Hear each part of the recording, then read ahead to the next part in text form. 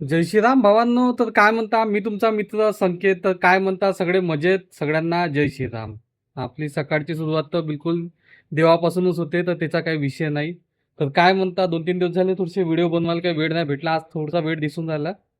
तर चला थोडंसं तुमच्यासोबत बोलून घ्यावं म्हटलं. आता सध्याच्या मधामध्ये चालू होतं आपला मेन म्हणजे नीट. नीट म्हणजे हे नीट नाही, जे नीट एक्झाम होती, त्या नीट एक्झाम, मग त्याच्यानंतर शिक्षण मंत्र्याचा राजीनामा, त्याच्यानंतर आंदोलन, जंतर-मंतर आणि खूप काही.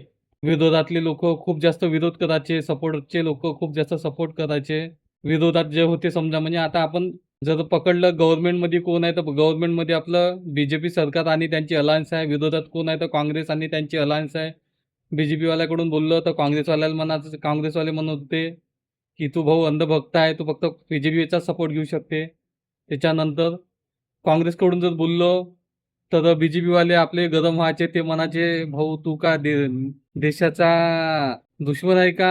जे काम एवढं चांगलं करून राहिलं सरकार, त्याच्या विरोधात बोलून राहिला." तर माणूस थोडंसं कन्फ्यूज होऊन गेलं होतं. विचार येत होता माणसाला, की नेमकं बोलायचं कोणत्या साईडनं?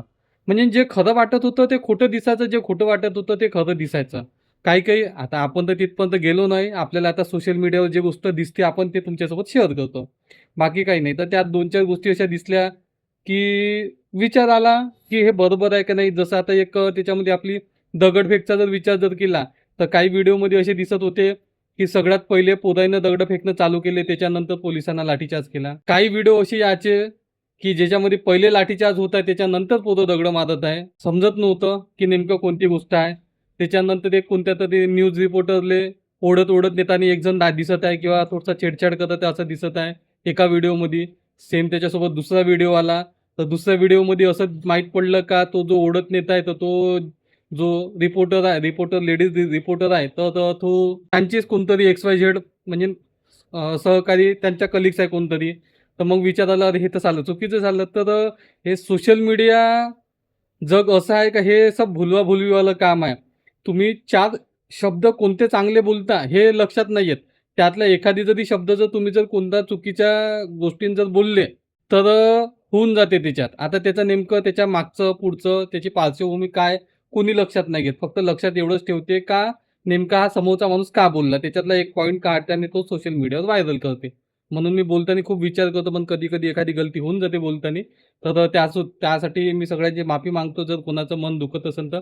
मी नाही कोणत्या कट्टर काँग्रेसचा ना नाही कोणत्या कट्टर बी-जे-पीचा. सगळ्यात महत्त्वाची गोष्ट सांगतो.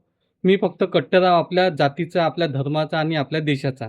सगळ्यात पहिले देश, देशाच्या नंतर धर्म आणि धर्माच्या नंतर मग आपण. मी या विचारवादीचा आहे.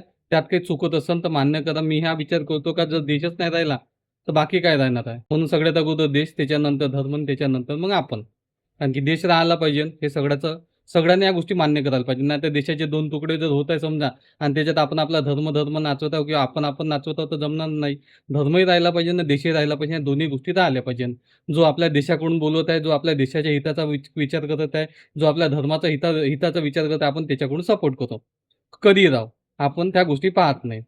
तर आता गोष्ट काय झाली आहे? गोष्ट अशी झाली आहे, की जसं जर आपण बी-जे-पीचा विचार केला तर काँग्रेसवाले वाईट, काँग्रेसचा विचार केला बी-जे-पीवाले वाईट. तर त्या गोष्टीचा विचार येते नेमका चांगले कोण आहे? जर बी-जे-पीतले लोकं चांगले आहे असं जर म्हणावं, तर हे याचा जर पास्ट पाहिला तर हे काँग्रेसमध्ये होते. काँग्रेसचे लोकं जर वाईट जर म्हणावं, तर हे बी-जे-पीमध्ये गेल्याच्या नंतर चांगले होऊन राहिले. म्हणजे नेमके चांगले कोण? ह्या गोष्टीचा विचार येते. तर आता तुम्हीच सांगा नेमकं काय करायला पाहिजे? कोणाला चांगले म्हणायला पाहिजे? काँग्रेसच्या लोकांना चांगले म्हणायचं का बी-जे-पीच्या लोकांना चांगले म्हणायचं? पक्ष वाईट असते की माणसं वाईट असते?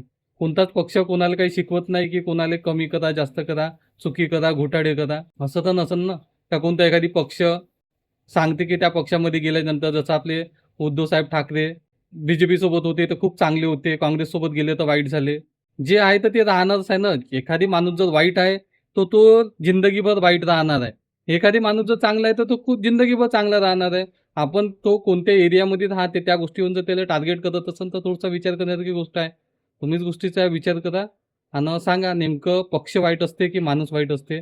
पक्ष जर वाईट असेल, तर त्या पक्षामध्ये राहणारे सगळेच लोकं वाईट आहे आणि जर पक्ष जर चांगला असेल, तर त्या पक्षामध्ये राहणारे सगळेच लोकं चांगले आहे. तर तुम्ही या गोष्टीचा विचार करा आणि सांगा नेमकं काय करायचं? कोणाकडून बोलायचं आपण? काँग्रेसकडून बोलायचं का बी-जे-पीकडून बोलायचं? जर बी-जे-पीकडून बोलायचं आहे, तर काँग्रेसमधले जे लोकं बी-जे-पीमध्ये आले, ते चांगले आहे का तुमच्या हिशोबानं? आणि जर बीजेपी चांगली आहे तर काँग्रेसमधल्या लोकांना घ्यायची गरज काय? या गोष्टीचा विचार करा आणि नक्की सांगा.